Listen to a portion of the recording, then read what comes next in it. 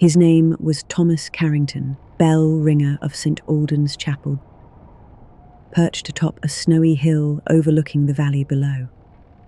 Every night at 3:12 a.m., I climb these cold stone stairs to keep a promise made long ago. If you enjoy this journey, please like and subscribe. And tell us in the comments where you're listening from and what time it is.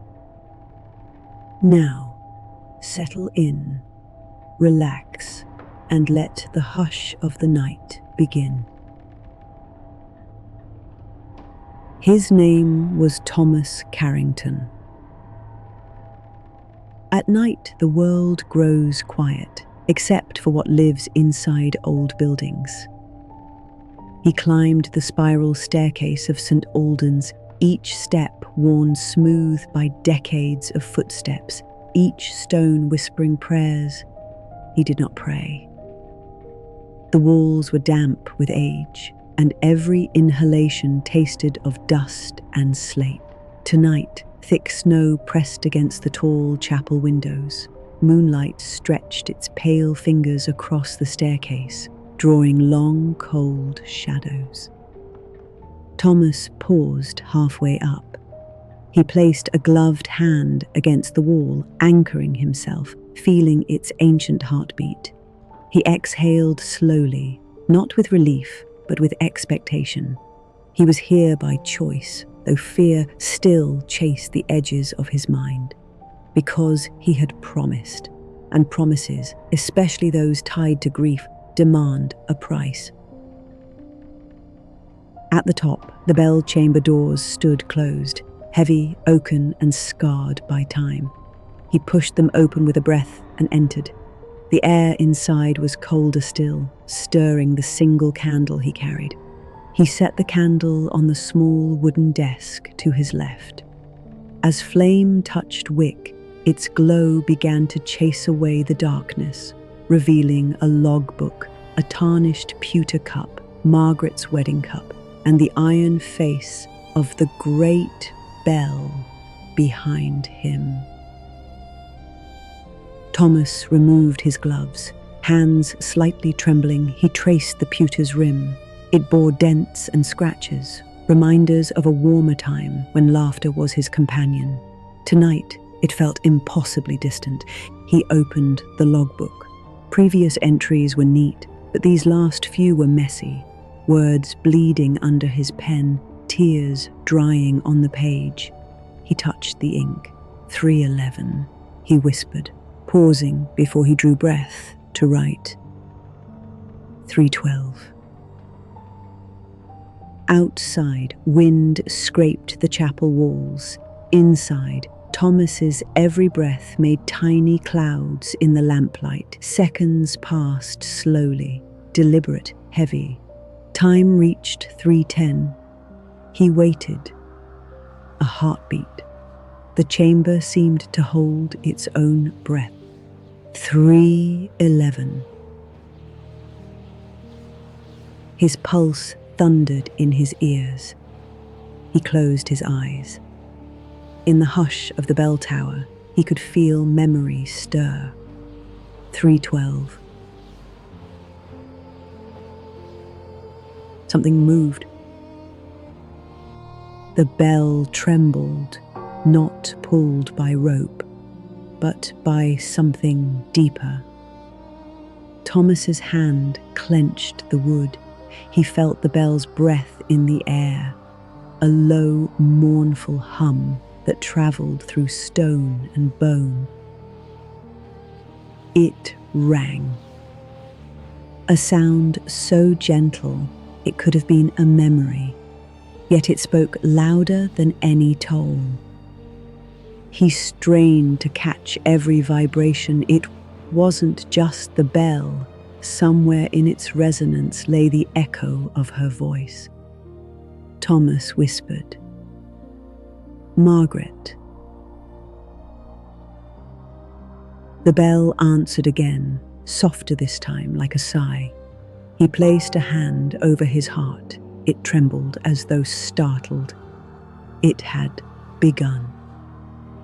Fade scene out with ambient chapel hum and wind. If you haven't already, please consider liking and subscribing. Your support keeps these letters reaching beyond. Now, let us continue. Before that first chime, the chapel remembered Margaret more than Thomas did. Her laugh hung in the rafters. He closes his eyes and can almost hear it, a melody born of faith and love. How she moved through these aisles is a memory he clings to. In her white dress, every glance at stained glass wings, she carried her light like a lantern until the storm swallowed it. St. Alden's Chapel has watched over the town for centuries. Built to mark a healing spring, it was once a place of miracles. Pilgrims came to taste hope. Thomas's grandfather described the marble font that glowed beneath noon sun. But as prophets and pilgrims left, the whispers turned. The stone walls remember sorrow better than joy. It was here that Thomas and Margaret pledged their lives, right where he stands now, between the bell and the logbook, with only candlelight for witnesses. He promised then to carry her memory. But tonight, he hoped the bell would carry something back.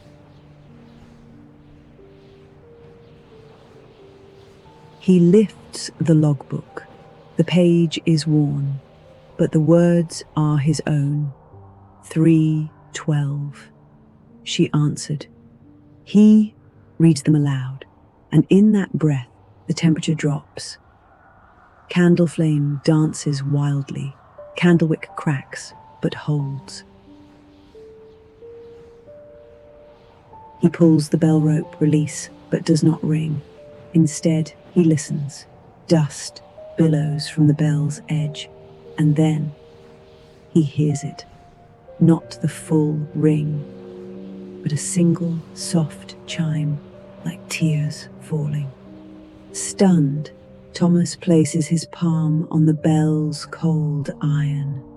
It vibrates beneath his hand, an affirming heartbeat echo.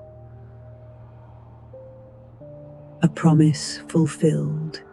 He would listen every night until she had spoken everything. Tonight, he vows, is the first of many.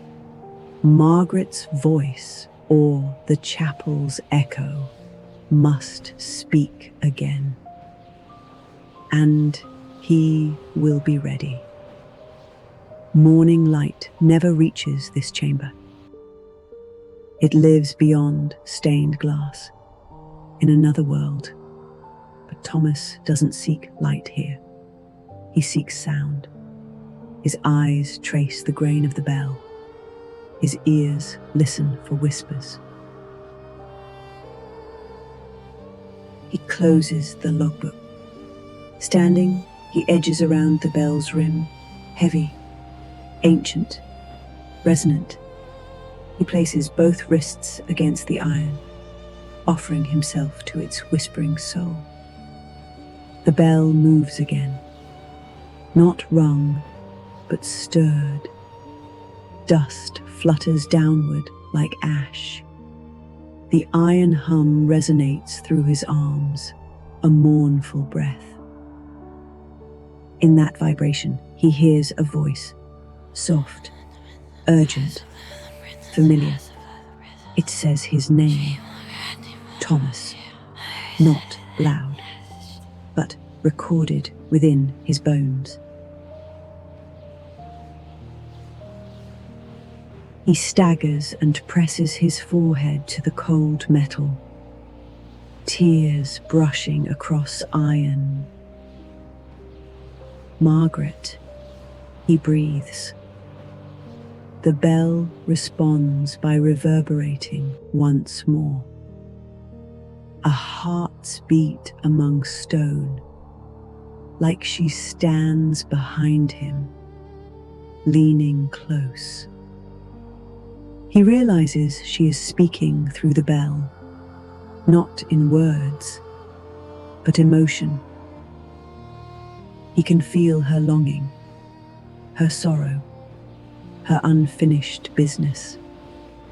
Thomas sinks to his knees, head bowed.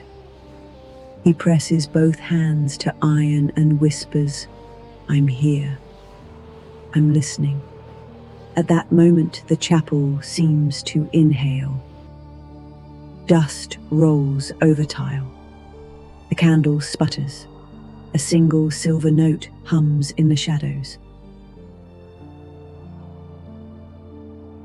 He stands and moves toward the logbook, pages blank, awaiting a message.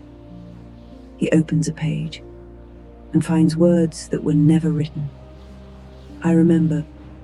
I forgive. I'm sorry." A confession from beyond, inkless yet vivid. He smiles through tears. A hush settles, wrapped in an emotional weight heavier than stone. He writes beneath the final line, "I hear you always. T." Then he closes the book and Corner stumbles into a chair, overwhelmed. This happens each night. Some nights words follow, other nights only a chime. But always her presence is there, just behind the iron, just beyond the sound. He stares at the candle. The room feels alive, not haunted, but remembered. Tonight feels different, sharper, more urgent. He lifts the logbook to his chest and looks toward the lantern light. Candle flickers, and then him, silhouetted beside the bell. He whispers, "What do you want me to do now?" And still, the chapel breathes, waiting for her reply. The storm that took Margaret passed through the valley like a silent spirit. It raged for hours and then vanished, leaving only a void. Thomas can recall every detail. A scarf caught on the gate, rainbows in her laughter, the moment the snow swallowed her cry. Tonight, in the heart of the bell tower, he allows himself to feel that void again. He abandons the logbook and rises, tracing his palm across the bell's cold iron. He closes his eyes, and for a moment, he is no longer a bell ringer, but her husband. He remembers Margaret's slow cooking fires, her soft hum in the kitchen. He remembers the evening they carved their initials into the chapel pew, a promise sealed in wood. With eyes closed, he whispers to the bell, "Say her name." The bell shuddered, and from deep in its core, he heard it. Margaret. Tears formed, then fell. He gripped the bell's rim until his knuckles whitened. She spoke, not in words, but in breath. He clung to the sound as though it was the only bridge between earth and memory. His hands slid down. He whispered again, "Show me her face." For an instant, candlelight flickered across the bell's surface, painting a face etched in flame. He gasped back but stayed rooted. He repeated, "Let me see her. Please." The bell sighed once more, a vibration that tasted of warmth. In that moment, the chapel walls seemed to murmur, as though joining in prayer, silent, sacred, suspended. Thomas slumped to the floor. The bell's song had returned a memory. But it also raised a question. Why tonight? He recognizes it, gratitude. Yes, but also sorrow. A sorrow deeper than death itself. He whispers, "What do you need me to do?" He waits. The bell retreats into silence. Yet in that stillness, he hears the echo, a promise of more to come. He stands again, hands pressed to the iron. He centers himself. He whispers to the empty air, "I will stay. Speak when you can." Tonight he leaves the tower changed, with a new determination heavy in his chest. Night after night, Thomas returned to the bell chamber, day after day. He carried the weight of the unanswered echo.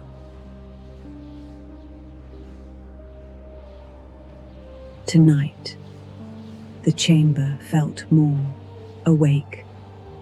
The candle trembled even before he lit it, as though expecting him. He placed Margaret's cup, a reminder of warmth amid the cold, and slid his gloves into his coat pocket.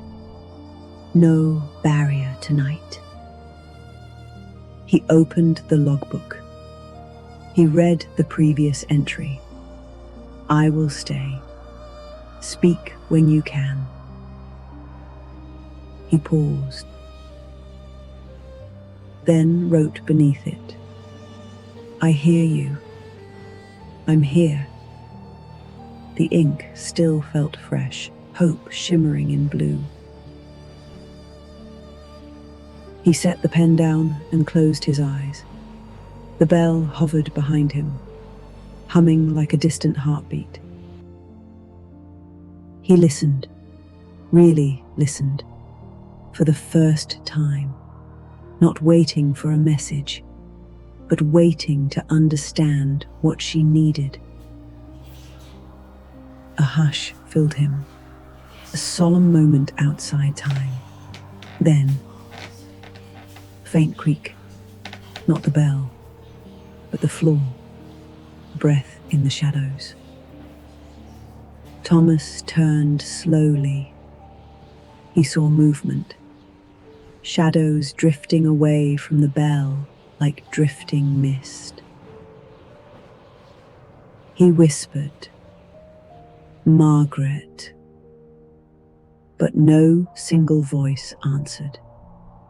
Instead, the bell vibrated, myriad whispers tangled in iron.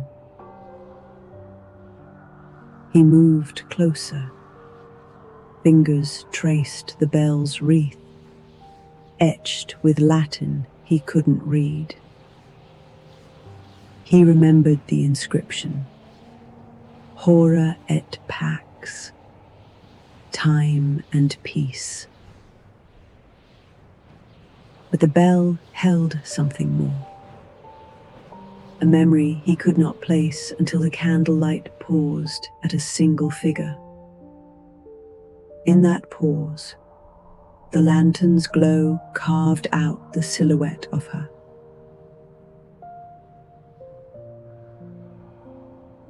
She stood there, pale, gentle, silent, no voice, but her presence. And in that quiet, Thomas felt every year of loss as if it were a breath held too long. He reached out. His hand trembled inches from the apparition, and he heard her voice in his own mind. You must finish what you began. Thomas gasped, breath catching. He swallowed hard. What did you mean? He whispered. No answer came. The shadow faded. The bell stilled. Candlelight steadied. He felt a shift. This was no longer about hearing her. It was about doing something, carrying her message into the world. He sank to the floor. He reached for the logbook. He wrote, Margaret asks me to finish what she began. But he didn't know what she began was. Not yet. The wind rattled a pane. From outside, he heard another chime, not from the bell, but from the chapel doors swaying, as though the entire building was speaking. He closed the logbook and whispered to the empty room. Tell me what to do. Morning settled on the chapel as Thomas climbed down the cold tower stairs. His fingers still glowed with Belle's breath. His heart thudded with purpose. He stepped into the crisp dawn. The village muted under fresh snow. The world carried on, shops opening, footsteps crunching. But he knew it wasn't day, not for him. He returned home, and there he sat at his breakfast table, Margaret's empty cup waiting for her. He paused. He would honor her by finishing what she began. But he didn't yet know what that meant. Before he could sleep or pray, he pulled out the logbook and reread the message. Finish what she began. He held a pen over the blank page and wrote, where to begin. Night would come soon. He needed a direction. Then he remembered. Margaret had fought to save a nearby orphanage, the one ravaged by the storm. Its walls were cracked, its children gone, including some of her favorite pupils. Could that be what she began? He knew what he must do. He rose. He packed a small satchel, the logbook, Margaret's cup, candle, and a wool coat. Tonight, he'd visit the damaged orphanage. not as bell ringer, but as avenger of her will. He stepped into dusk. Snowflakes swirled. He followed stone paths lined with old lanterns. At each step, the chapel's shadow reached toward him, guiding. When he arrived, the orphanage loomed, half collapsed, silent, windowless like a skull. He paused outside the gate, breath catching. Inside, the air was still, dust and broken toys. The walls dripped icicles, like tears frozen in time. Thomas lit the candle and stepped forward, Margaret's cup in one hand, the logbook in the other. He spoke softly. "Margaret, I'm here." He walked the halls. He whispered names, the names of the missing. Lily, Jacob, Sarah. The candle flickered. A memory awoke. Laughter. Footsteps of children on wooden floors. Then a soft whisper. "Thomas." He froze. Candle flame sputtered into shadow. He cried, "Margaret?" No figure, but somewhere, beyond the candle's sway, he heard another name. Jacob. His heart stuttered. A message within a message. Margaret's purpose was not erased with her death. He understood. He was to speak for the silent. He opened the logbook and wrote, "Jacob remembers. You are heard." As he wrote, the candle glowed brighter, a small flame of hope against the ruins.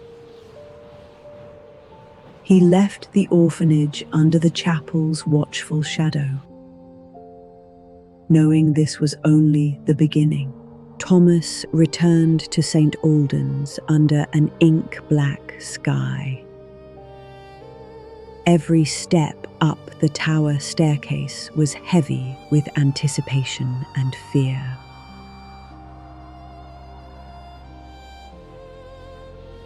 He carried 2 items, Margaret's cup and the memory of Jacob's name gleaming on the page.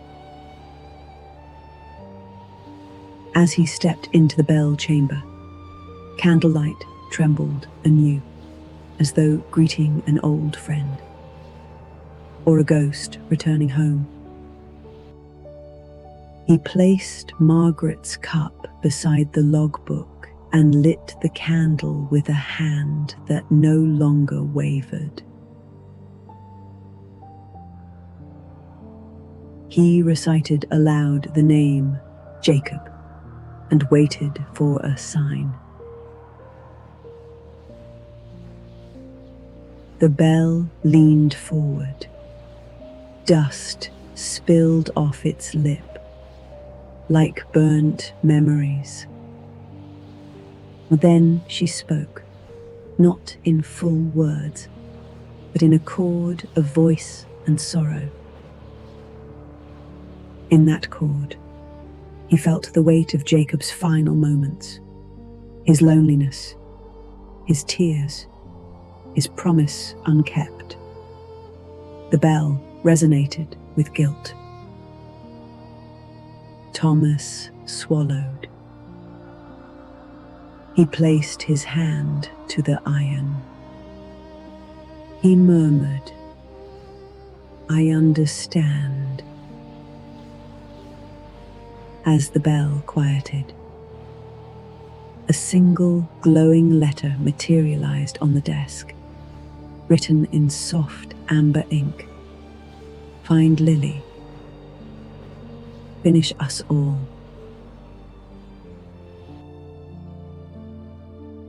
Thomas's chest constricted. Lily. Another name. Another child gone. Margaret's purpose was shaping itself into a mission.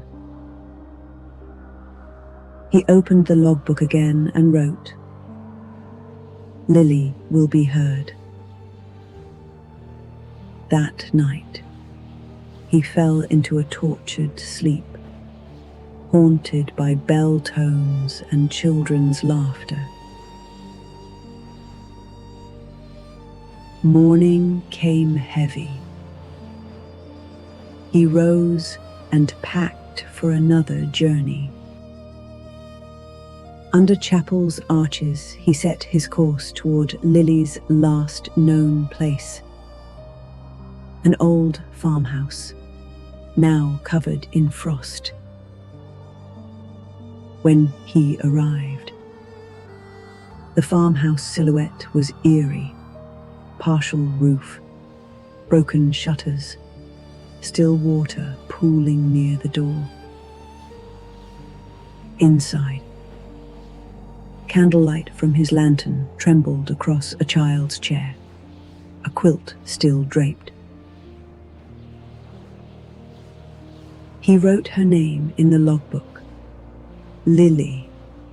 Then he whispered, "I'm here."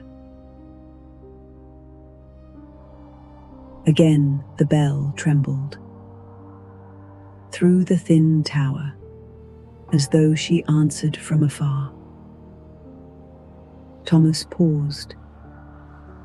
He realized then, each night she tasks him with a mission, a child to remember, a word to speak, and the bell chooses. He sat on the farmhouse floor, Lily's quilt on his lap, and closed his eyes. He whispered, "Tell me her story." Thomas returned to St. Alden's under moonless skies, the tower looming like a silent sentinel.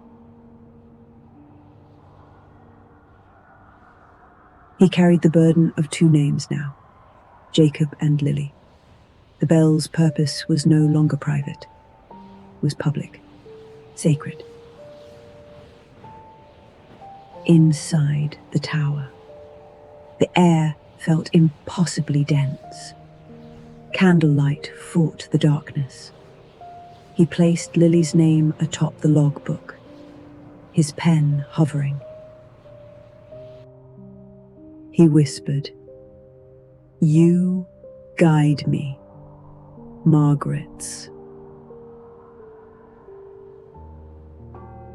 The bell murmured in response. Dust danced overhead. But tonight, there was more, a pattern in the vibration, as if an unseen hymn was forming. Thomas listened. Closing his eyes, he heard not just pulses, but relief and release, the final breath of a child freed.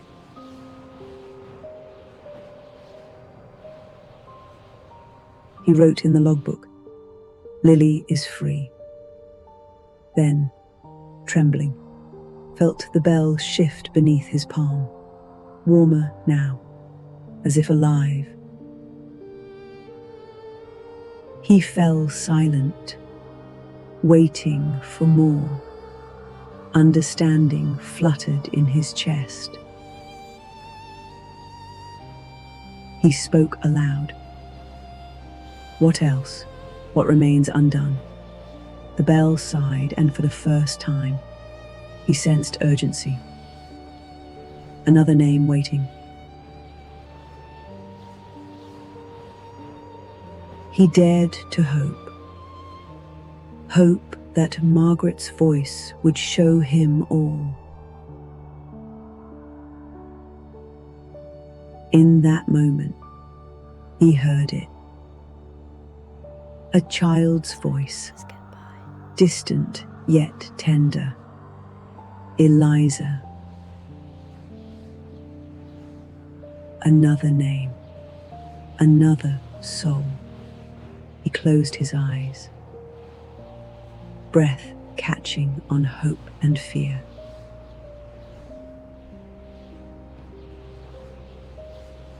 He scribbled, Eliza too, then pressed his face against the iron. He wept softly in the dark. He understood then. The bell's voice was not gentle. It was insistent, demanding. Storm clouds gathered outside. The bell's hum rose, echoing through stone and soul. He whispered through tears, I will not fail them. He closed the logbook and ascended the tower, candle and purpose in hand. More names awaited, more voices calling. He paused on the threshold, the bell's last whisper trailing after him. Find them all.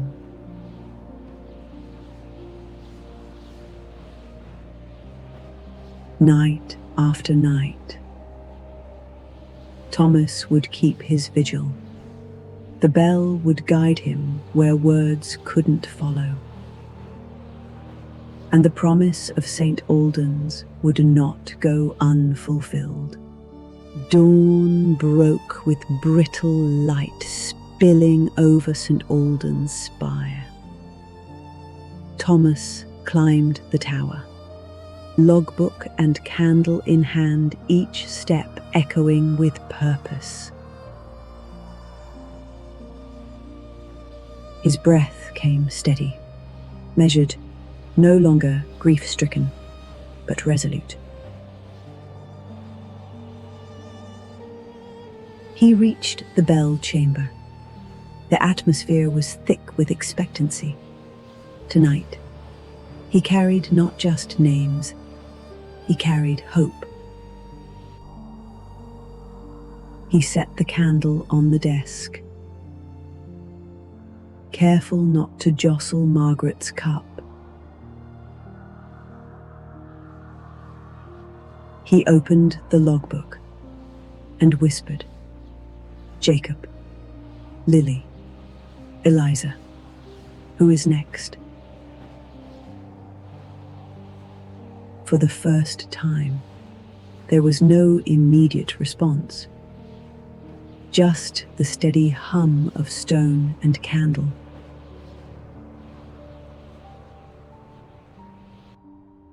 Then, a new inked name appeared. Amelia. The handwriting was delicate, illuminated by candle glow. Another child. Another story left untold. He thought of Amelia, a little girl born the same year Margaret died. A tragic story swept by the storm. He realized then, Margaret's task was larger, to heal fractures in the hearts of the living. A wind rattled the window. He wrote beneath Amelia's name, "Tell me how to help." He laid a hand on the bell.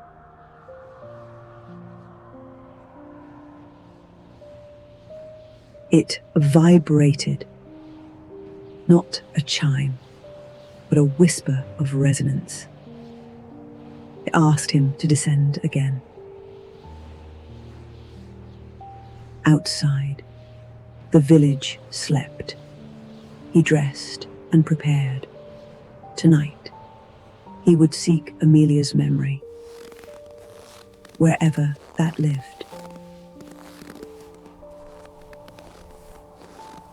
He walked past shuttered homes, snow crunching beneath his boots. He paused at the old schoolhouse, its door hanging open, entrance bathed in moonlight.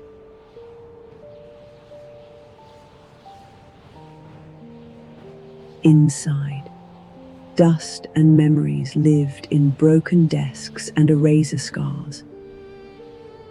A child's drawing was pinned to the board, a girl beneath a tree. He knelt and touched the drawing, gentle lines still visible beneath decades of time. He placed Margaret's cup beside it, opened the logbook, and whispered, "Amelia, speak to us." The room exhaled. For a moment, he felt her presence.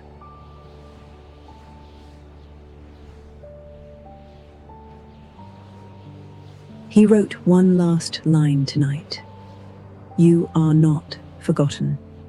Then he left, voice steady, purpose clear.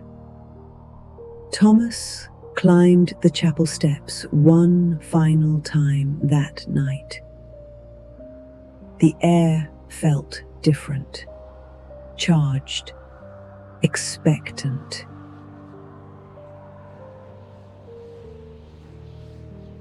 He carried Margaret's cup, the logbook, and hope heavy in his coat pocket. He entered the bell chamber. Candlelight revealed the faces of faded names: Jacob, Lily, Eliza, Amelia Point, each story whispered into stone. He laid the cup beside the names and closed his eyes. He spoke aloud. "Thank you for trusting me. Now, tell me how to finish this." The bell responded, at first gently, then with strength. It rang fully, not once, but in a quiet choir of echoes. Culmination.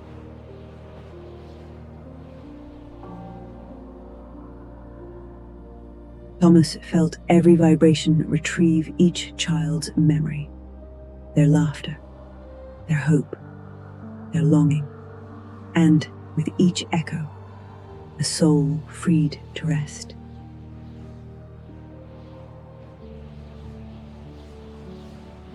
Tears streamed down his face.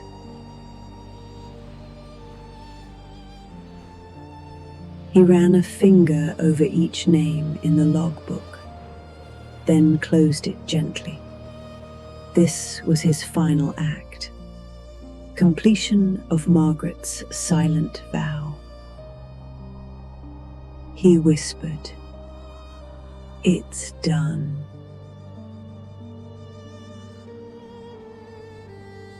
He left the bell chamber. The tower stood empty and still, but no longer hollow, its purpose fulfilled.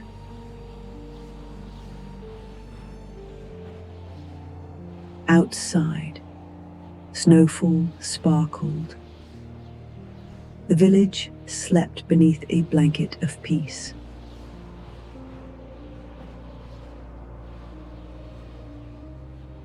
Thomas walked home knowing his task was complete.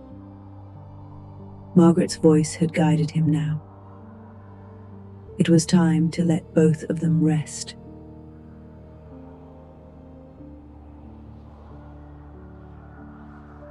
He placed the logbook in the chapel's vault and extinguished the candle.